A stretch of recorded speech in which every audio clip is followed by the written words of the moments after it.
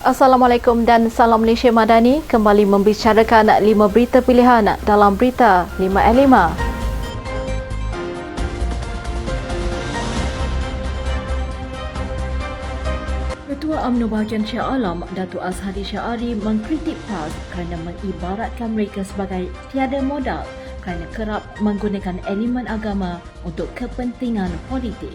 Menurut Azhari, PAS seringkali menunggang agama demi meraih sokongan rakyat, termasuk tindakan terbaru Ahli Parlimen Kubang Kelian, Datuk Seri Tuan Ibrahim Tuan Man, yang menjadikan nama Allah dan Rasulullah SAW sebagai sindiran dalam perbahasan gaji minimum di Dewan Rakyat.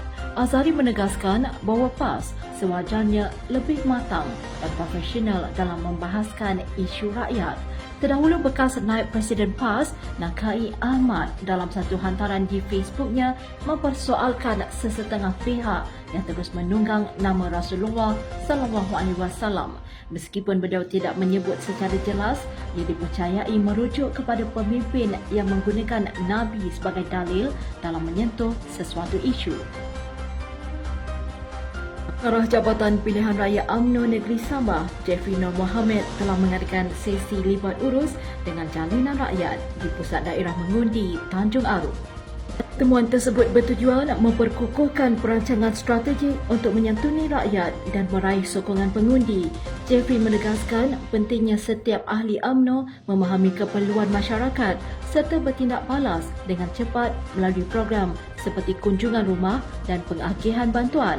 Beliau pada masa yang sama menyeru semua ahli UMNO di setiap peringkat dilengkapi dengan pengetahuan dan kemahiran yang diperlukan, termasuk latihan dalam komunikasi berkesan, pemahaman dasar dan pengurusan konflik bagi melaksanakan tugasan dengan baik.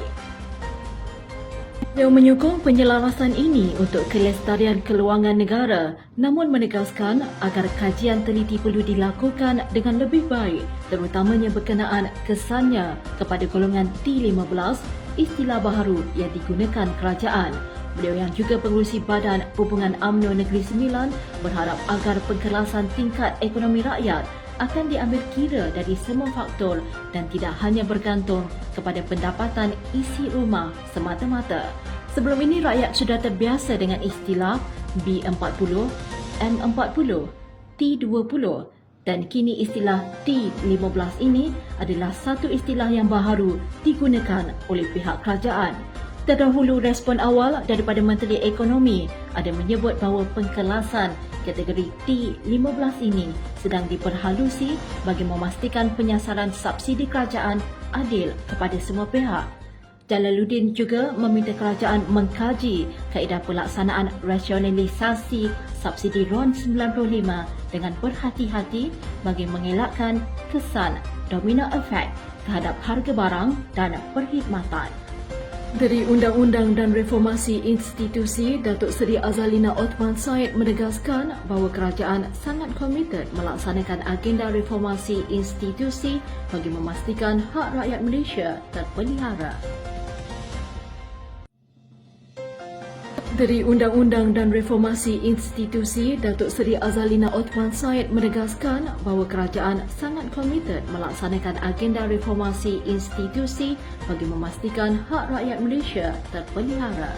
Antara reformasi yang telah dijalankan termasuk pemansuhan hukuman mati mandatory dan pindaan kepada Akta Insolvensi serta beberapa undang-undang yang lain.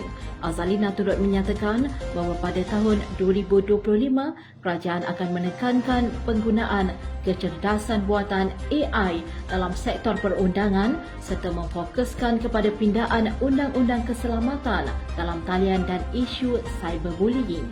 Dalam pada itu, beliau turut mengucapkan terima kasih kepada Perdana Menteri kerana telah menambah peruntukan bahagian hal ehwal undang-undang pada pembentangan bajet minggu lalu. Timbalan Perdana Menteri Datuk Seri Dr. Ahmad Zahid Hamidi telah menghadiri mesyuarat Menteri-Menteri ASEAN mengenai pengurusan bencana ke-12 AMMDM di Brunei dari 23 hingga 25 Oktober. Mesyuarat ini bertujuan membincangkan isu strategik dan kemajuan program di bawah Perjanjian ASEAN mengenai pengurusan bencana dan tindak balas kecemasan 2021-2025. Beliau yang juga pengerusi jawatan kuasa bencana negara akan menghadiri beberapa mesyuarat lain dengan rakan dialog seperti AMMDM bersama China kali keempat, AMMDM bersama Jepun kali keempat dan juga AMMDM bersama Korea Selatan kali ketiga. Beliau juga dijadualkan menyampaikan kenyataan negara mengenai inisiatif pelaksanaan dan kejayaan serta cabaran dalam pengurusan dan risiko bencana menerusi pendekatan yang diambil oleh Malaysia pada Khamis depan. Sekian dari saya, Kak Selinda Abdul Kadir. Jangan lupa temu janji kita Isnin hingga Jumaat jam 5 petang, 5 berita pilihan hanya di Berita 5 at 5. Assalamualaikum dan salam Malaysia Madani.